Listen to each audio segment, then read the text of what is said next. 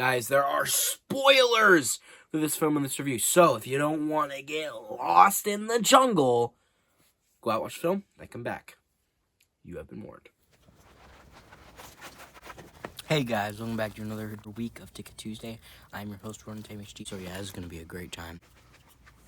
Hey guys, welcome back to episode of Ticket Tuesday. I'm your host, HD, and this week we watched Paddington in Peru, the third installment in the Paddington franchise, not made by the same guy, Paul King, that made the last two, which surprised me because this film, I'd say, was just as entertaining. Not as good necessarily, but I'd say it was just as entertaining as the second one, and it was just really fun the whole way through. But before I go on a whole tangent for why I like this film, I'll tell you why I like this film and more. Back to house. Not as if we can drop everything and fly to Peru.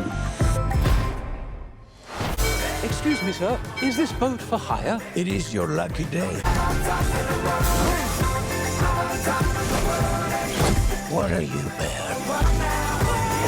Aunt Lucy always says you can take the bear out of the jungle, but you can't take the jungle out of the bear. That was close. Hey guys, and welcome back to an episode of Ticket Tuesday. I'm your host, Ron HD, and this week we watched Paddington in Peru, or I guess in some parts of the U.S. it's called Paddington in Peru, Lost in the Jungle. I guess, I don't know, maybe the Wikipedia's wrong. It wasn't called that in my area, but whatever, maybe it wasn't yours. If you live in America, that is. But this film is starring Ben Whishaw, I believe that's how you say his name, and Antonio Banderas, who really stole the show. He was really funny in this movie. And the director of this film makes his feature-length directorial debut, because previously he had mainly just directed commercials and music videos. Pretty interesting. I guess the company put a lot of trust in him, since this is the third installment of a pretty big franchise. Put a lot of trust in him, and I think he did a pretty decent job. And also, if you didn't know, Paul King, unfortunately, did not direct this film, and he didn't write it either, but he was involved creatively as an executive producer, so he did, oversee the project to make sure they were, doing it right, I guess. So he did still have some input. He was still involved in the making of the film. Which, I think the film, just gonna jump straight in, I think the film had a lot of the spirit of, at least Paddington 2. I love Paddington 2. I watched it all those years ago. When I watched The Unbearable Weight of Massive Talent, when Pedro Pascal's character said that Paddington 2 was the greatest film ever made, and there was the joke, and then we watched it and we're like, yeah, this is a really good movie. Right? It was a really good movie. Now, is this movie as good as Paddington 2? I wouldn't say that, right? Paddington 2 is just a great film. I don't really know if this film is as good, but I do think it has the same charm that Paddington 2 had. It has the same kind of, childlike whimsy that the second film had in its own way. You know, I just think, the films are very unique in the fact that it's a children's film, kind of, but it's I think anybody of any age can get enjoyment out of this film because it's not too crass, it's not too crude, it's not too childish. You know what I mean? The jokes can be funny to anybody, not just kids, right? And that's, I think, the best part about these movies is that they have broad appeal, right? Your manager at Subway, he could enjoy this film. Carlos at Subway, he would enjoy this film.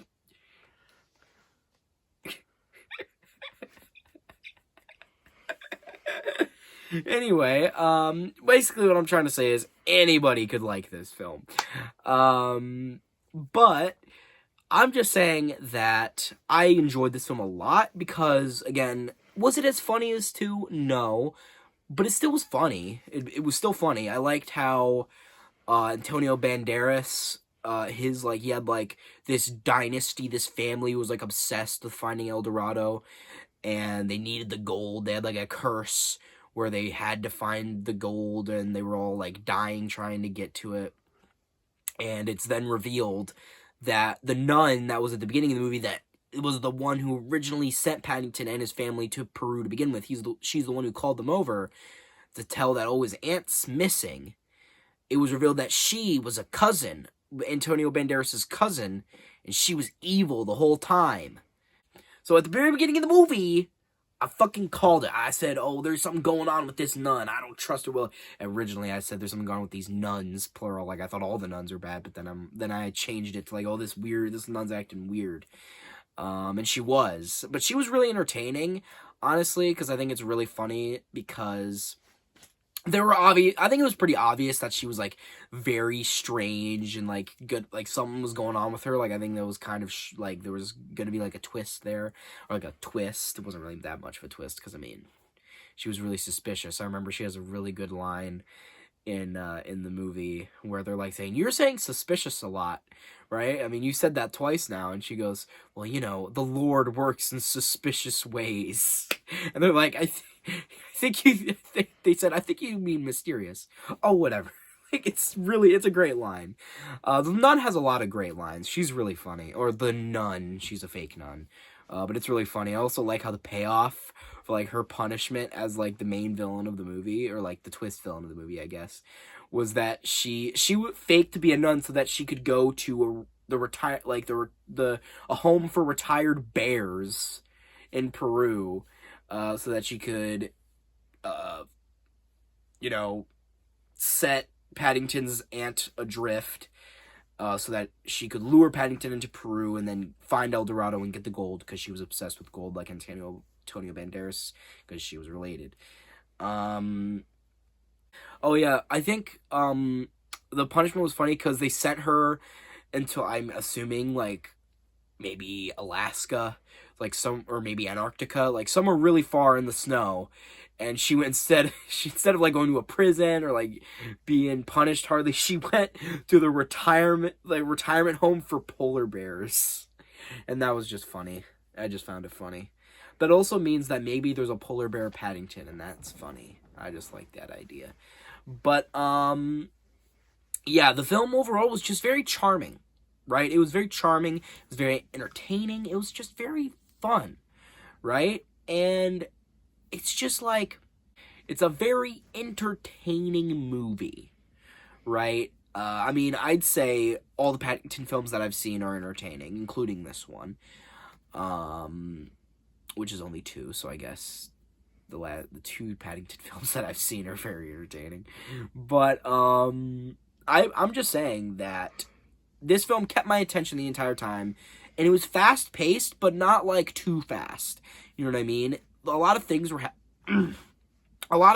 happening, but it didn't feel like it was moving at a breakneck pace. You know what I mean? Like, it was fast-paced, but it was, like, that perfect balance, you know, where it was fast-paced, but it kept your attention, and it wasn't too fast where you couldn't get invested into what was going on, you know? So, essentially, what I'm trying to say here is, the movie kept me engaged, right? There was something constantly going on, right? It was very evenly paced, you know? It kept my mind on the movie, you know? It kept me on the movie. Kept going, kept moving, kept going forward without feeling too rushed. And I think that's just the perfect pacing, right? I mean, for this kind of movie, right? Sometimes it's good to go slow, but I feel like with this kind of movie, I feel like it kind of had to have that, like, quick, you know, like, frantic type pacing, you know, because, I mean, the situation was hectic and frantic, so it made sense with the context of the film. And I don't know, I just had a lot of fun with it. You know, I just had a really good time. It really flew by for me because, again, just a really enjoyable movie, really entertaining movie. And I honestly think that while, as I said before, not as good as the second one, that doesn't necessarily mean it's bad. That's a high bar to reach, right? That's a high bar to reach. There's a reason why that movie is so beloved by, like, fucking everybody. Like, who the fuck is gonna shit on Paddington 2? That's the GOAT. You're not gonna shit on Paddington 2. While this movie does not reach GOAT status, I do think it is still a really amazing film that you should go out and see.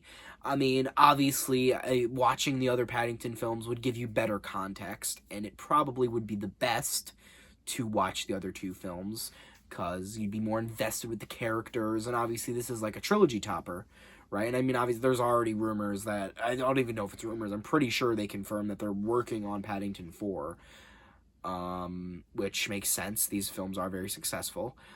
So maybe, in preparation for whenever the fuck Paddington 4 comes out, I think they said like 2027, 2028, so you got time. But, in the meantime, you can watch these films. Leave down in the comments.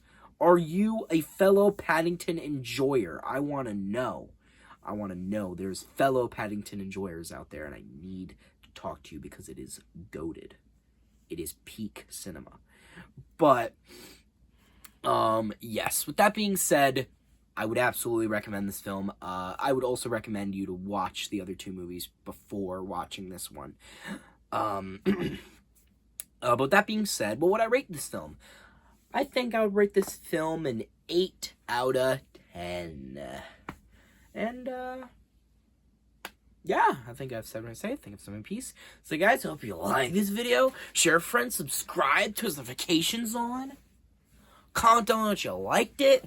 But you guys know how it goes. I didn't really say that. What I really meant to say. So if you guys hated this video, unsubscribe, dislike, change me in the comments. And I've been on Tom HD. Off to find El Dorado. It landed like perfectly. You know, at the end of the movie, they showed the villain from the second one, Hugh Grant. But for some reason in the theater, I knew I recognized him, but for some reason in the theater I said, it's Tim Curry. I don't know, I guess maybe in my head in that moment, Hugh Grant looked like Tim Curry to me. Maybe they have a bit of a resemblance, I don't know. Leave down in the comments, is Hugh Grant secretly Tim Curry in disguise? Let me know. Leave down in the comments. Is Hugh Grant a Tim Curry impersonator? You asked that in the walkout.